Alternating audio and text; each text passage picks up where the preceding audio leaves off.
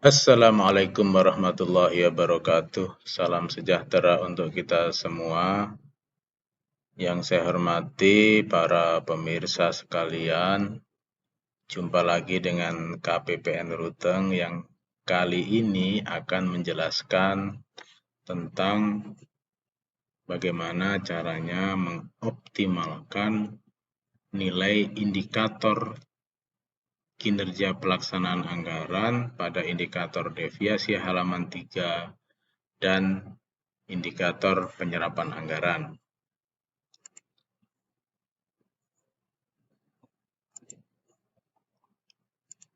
Bapak Ibu sekalian yang saya hormati, sebagaimana kita ketahui bahwa belanja pemerintah, belanja yang dilakukan oleh Satker itu mempengaruhi dalam konteks IKPA, itu mempengaruhi dua indikator, yaitu indikator realisasi penyerapan anggaran dan indikator deviasi halaman 3 DIPA.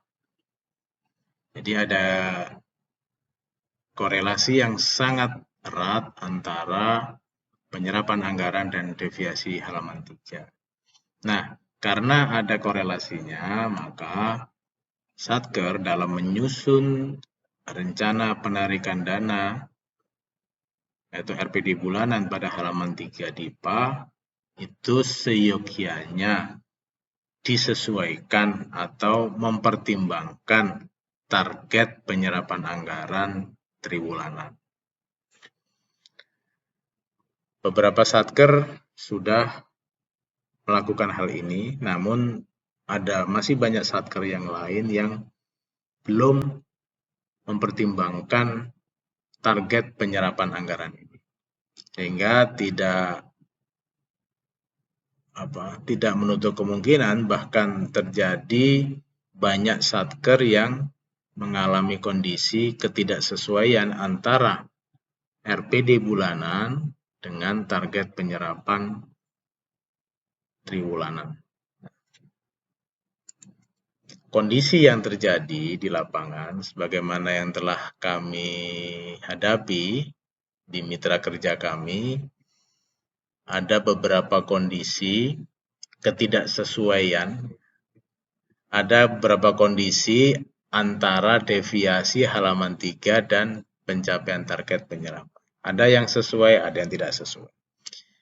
3 baris pertama pada tabel di atas ini, pada tabel tersebut, di situ adalah yang sesuai, mana deviasinya optimal, pencapaian target penyerapannya pun optimal, sesuai.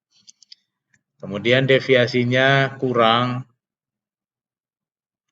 di sini maknanya misalkan RPD-nya 100 juta, dia belanjakan baru 70 juta, berarti masih kurang 30 juta. Deviasi halaman 3-nya kurang, pencapaian targetnya pun kurang. Atau sebaliknya deviasi halaman 3-nya lebih atau melampaui 5% karena standar yang ditoleransi untuk deviasi halaman 3 adalah 5% plus minus. Kalau deviasinya lebih dari 5%, sebaliknya pencapaian targetnya pun sudah lebih dari targetnya. Ini yang sesuai. Namun banyak juga Satker yang menghadapi kondisi tidak sesuai antara deviasi dan pencapaian target. Deviasinya kurang, target penyerapan malah sudah terlampaui, sudah optimal. Atau deviasinya kurang, pencapaian targetnya sudah lebih melampaui target. Atau sebaliknya deviasinya lebih, sudah di atas 5%, tapi target triwulanan, target penyerapan anggaran triwulanan masih kurang. Khusus untuk kondisi yang tidak sesuai antara deviasi dan pencapaian target penyerapan memerlukan pertimbangan-pertimbangan tertentu untuk melakukan belanja. Apakah terus meningkatkan belanja atau menahan belanja? Setidaknya ada 2 yang harus dipertimbangkan untuk menghadapi kondisi ini. Yang pertama adalah urgensi pekerjaan. Manakala terdapat pekerjaan yang urgen, misalnya pekerjaan terkait ada bencana alam, misalkan ada angin ribut, atap kantor rusak sehingga berakibat bocor. Namun di sisi lain deviasinya sudah optimal.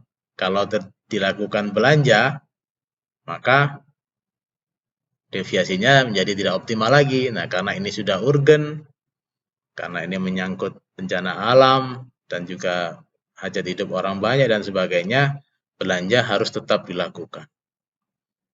Itu satu, urgensi pekerjaan. Yang kedua, bobot penilaian dalam IKPA. Kita harus sadari bahwa deviasi halaman 3 itu bobotnya 10%. Sedangkan pencapaian target penyerapan bobotnya adalah 20%. Jadi ketika kita dihadapkan pada kondisi misalkan seperti yang baris paling bawah, deviasinya sudah 6% misalkan, atau sudah 5% optimal ya, tapi pencapaian targetnya baru 50%. Maka saran kami, Satker tetap meningkatkan belanja untuk mengejar pencapaian target penyerapan. Karena bobot nilai penyerapan anggaran lebih besar dibandingkan bobot nilai deviasi halaman 3. Kami sudah membuat panduan, mudah-mudahan bermanfaat. Bapak Ibu bisa kunjungi website KPPN Ruteng. Ya, di sini ya, di menu inovasi, pantau deviasi dan rekomendasi belanja. Di sini saya contohkan untuk Satker KPPN Ruteng di sini antara deviasi halaman 3 dan pencapaian targetnya sesuai. Di mana deviasinya mencapai 13%, ya, tidak optimal. Dari sisi pencapaian target penyerapannya juga masih 66,45%. Jadi masih harus melakukan peningkatan belanja. Di bulan Maret, yaitu bulan berjalan, ada belanja barang yang masih harus dibelanjakan sebesar 147, sekian juta. Belanja pegawai ada 2 juta, sekian. Sehingga total rata-rata deviasi di bulan berjalan 40,14. Pada kondisi ini, rekomendasi yang kami berikan Satker KPPN Ruteng yang meningkatkan belanjanya. Kita lihat sekarang kesimpulan, ya, kesimpulan deviasi bulan berjalan. Deviasi rata-rata bulan berjalan jauh melampaui batas optimal. 40,14% itu jauh melampaui batas optimal. Sementara deviasi kumulatifnya melampaui batas optimal, ya, 13%. Ya. Kesimpulan penyerapan kumulatifnya, penyerapan anggaran masih rendah karena cuma 66,45%. Rekomendasinya tingkatkan terus realisasi anggaran khususnya pada jenis belanja yang deviasinya negatif pada bulan berjalan. Ini ya 52. Agar deviasi rata-rata bulan berjalan berada pada ring 0% sampai dengan 5%. Kita cek Satker yang lain, misalkan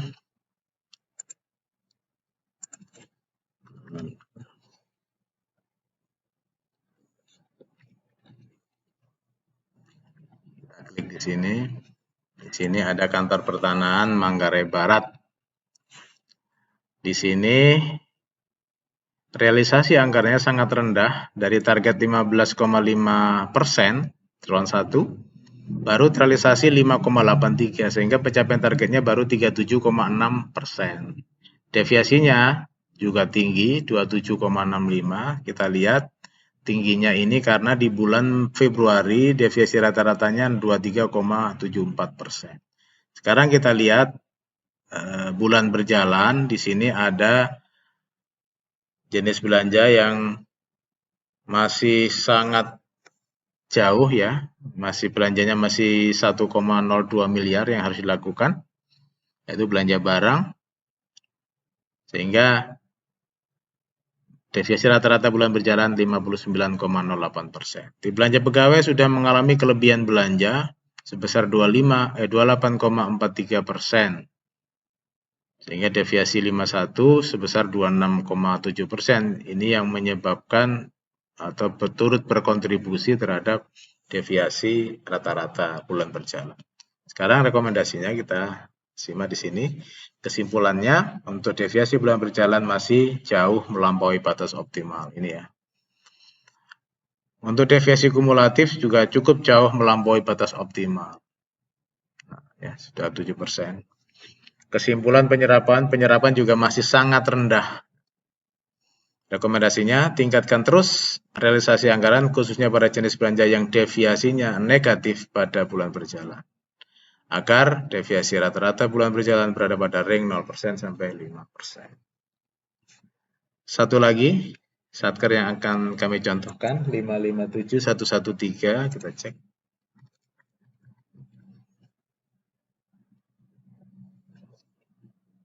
Sorry, 575113.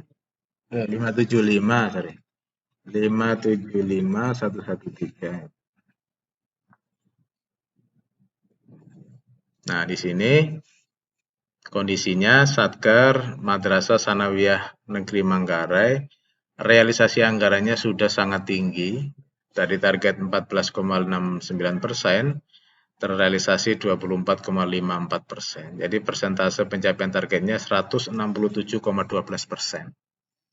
Deviasi kumulatifnya 7,01. Kita lihat di bulan Februari ada deviasi rata-rata 15,05. Kita cek di bulan berjalan hanya ada satu jenis belanja yaitu 52. Nah, ada kurang belanja sebesar 286 Rp100. Jadi deviasinya 0,39. Kalau Satker ini bisa membelanjakan 286.000 ini akan semakin optimal. Nah, kesimpulannya deviasi rata-rata sudah optimal ini. Sudah optimal Bapak Ibu. 7% ini karena tidak bisa mencapai 5% karena apa? Karena di sini di bulan Februari sudah 15%, itu yang mempengaruhi kumulatif secara triwulan. Deviasi kumulatif melampaui batas optimal. Ya, 7% lumayan lah. Walaupun tidak optimal, tapi sudah cukup bagus. Penyerapan sudah optimal, karena bahkan melampaui targetnya. Rekomendasinya, realisasi anggaran masih bisa ditingkatkan. Ini ya. Pada jenis belanja yang deviasinya masih negatif, belanja barang ini. Jadi, saya sarankan Bendahara Madrasah Sanawiyah ini menambah belanja barangnya sebesar 286.000. Dengan catatan deviasi rata-rata bulan berjalan tetap berjalan pada ring 0% sampai dengan 5%. Demikian sharing dari kami tentang bagaimana cara mengoptimalkan belanja agar indikator deviasi halaman 3 dan indikator penyerapan anggaran mendapat nilai yang optimal. Dari kami cukup sekian. Assalamualaikum warahmatullahi wabarakatuh.